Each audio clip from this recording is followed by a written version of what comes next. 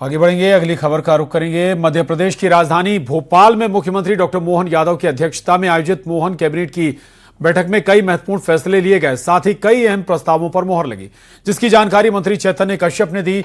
साथ ही डॉक्टर मोहन यादव ने प्रदेश के औद्योगिक विकास के 3 बिजली कंपनियों के साथ MOU साइन किए, जिसके तहत प्रदेश में 60,000 करोड़ रुपए का निवेश आएगा और मध्य प्रदेश जगमगाएगा। सीएम डॉक्टर मोहन यादव के नेतृत्व में मध्य प्रदेश आगे बढ़ रहा है, विकास के नए आयाम लिख रहा है। इसी कड़ी में मंगलवार को राजधानी भोपाल में आयोजित मध्य प्रदेश कैबिनेट बैठक में कई अहम फैसले लिए गए, जिसमें पचमढ़ी अभ्यारण्य से पचमढ़ी नगर को अलग किया गया। टाइगर रिजर्व में कई विकास कार्यों को मंजूरी दी गई, साथ ही 390 करोड़ के विकास कार्यों को भी मंजूरी दी गई। इधर तवा नदी की सिंचाई परियोजनाओं को मंजूरी मिली, जो 215 करोड़ रुपए की लागत से पूरी होंगी।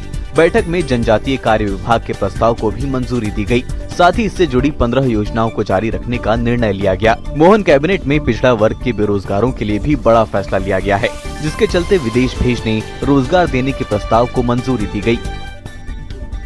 कैबिनेट के फैसलों की जानकारी देते हुए MSME मंत्री चैतन्य कश्यप ने बताया कि प्रदेश के विकास के लिए मोहन सरकार ने इन सभी फैसलों को मंजूरी दी है।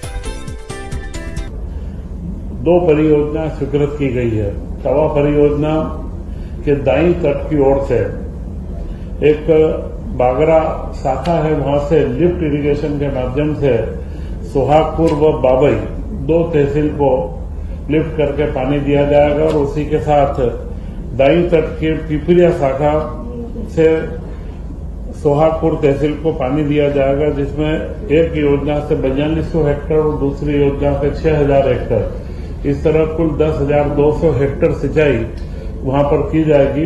बेरोजगार युवक युवतियों को विदेश में रोजगार उपलब्ध कराने की दिशा में उनके यहां से विदेश जाने आने का पूरा खर्च मध्य प्रदेश सरकार वहन करती थी।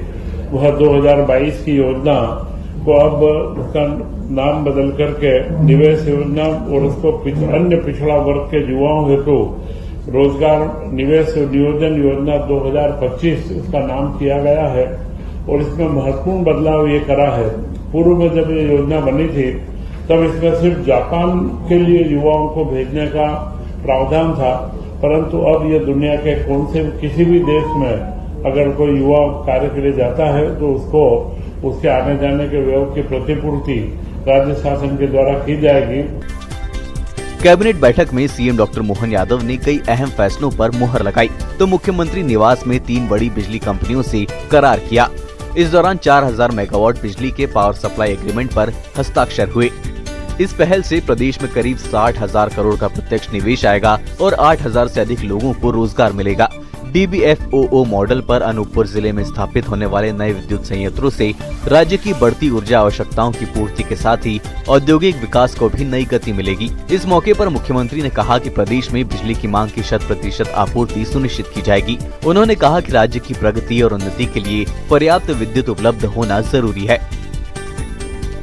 अब जहां मध्य प्रदेश के बेहतर विकास के लिए मोहन कैबिनेट में कई अहम प्रस्तावों को मंजूरी दी गई, तो 3 बड़ी बिजली कंपनियों के साथ MOU साइन कर डॉक्टर मोहन यादव ने मध्य प्रदेश में बिजली उत्पादन के साथ औद्योगिक विकास के लिए बड़ा कदम उठाया, जो प्रदेश में रोशनी के साथ हजारों युवाओं को रोजगार देने में बड़ी भूमिका निभाएगा।